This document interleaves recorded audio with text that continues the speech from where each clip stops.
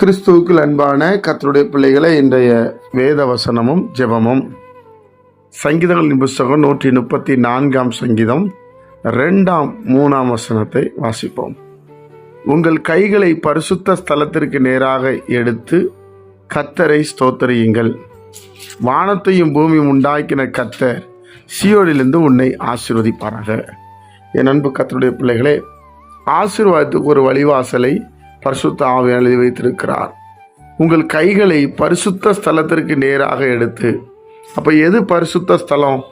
தேவனுடைய பிள்ளைகளை, அதை நாம் கவனிக்க வேண்டும். பரிசுத்த ஸ்தலத்துக்கு நேராக கையெடுத்து நாம் ஸ்தோத்தரிக்க வேண்டும். அப்பொழுதுதான் கர்த்தருடைய ஆசீர்வாதத்தை நாம் பெற்றுக்கொள்ள வேண்டும். எங்கெல்லாம் ஆலயம் இருக்கிறதோ, ஆலயம் பரிசுத்த ஸ்தலமாக இருக்கிறது. தேவனுடைய பிள்ளைகள் ஆலயத்திற்கு நேர கைகளை ஏறெடுத்து நாம் ஸ்தோத்தரிக்க வேண்டும். பிதாவை எங்கும் தொழுது கொள்ளும் காலம் வரும் என்று வேதம் சொல்லுகிறது. அப்போ பிதாவாகிய தெய்வத்தை நம்ம ஸ்தோத்தரிக்கும் போது கைகளை பரலோகத்துக்கு நேராக ஏறெடுத்து பரலோகத்தில் வீட்டிருக்கிற தேவனை நோக்கி நாம் ஸ்தோத்தரிக்க வேண்டும். அப்பொழுது வானத்தையும் பூமியும் உண்டாக்கின கர்த்தராகிய இயேசு கிறிஸ்து நம்மளை ஆசீர்வதிப்பார். அவர் நம்மளை மேன்மைப்படுத்துவார். நம்ம தேவைகளை சந்திப்பார். நமக்கு வேண்டிய உதவிகளை செய்வார். மனுஷனிடத்தை பேசி ஃபேவர் பண்ண அவர் உண்மையுள்ளவராக இருக்கிறார். அதனால் நம்ம கைகளை மனிதர்களுக்கு நேராக நீட்டாதபடி கர்த்தருக்கு நேராக நீட்டுவோம். பரிசுத்த ஸ்தலத்துக்கு நேராக வானத்தையும் பூமியும் உண்டாக்கின கர்த்தரிடத்திலிருந்து எங்களுக்கு ஒத்தாசை வரும் என்று சொல்லப்பட்டிருக்கிறது.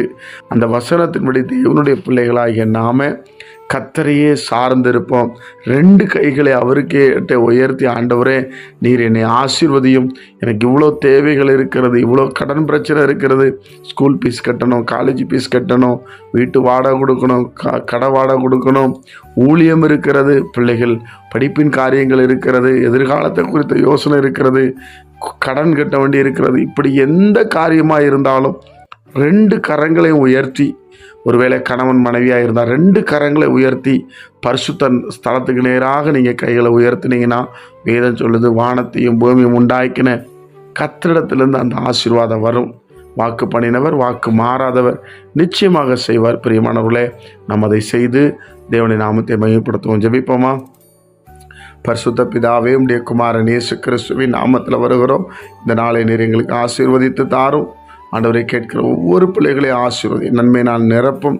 ஒத்தாசை வரும் பர்வதமே எங்களை மேன்மைப்படுத்தும். இயேசுவின் மூலம் பிதாவே, ஆமென்.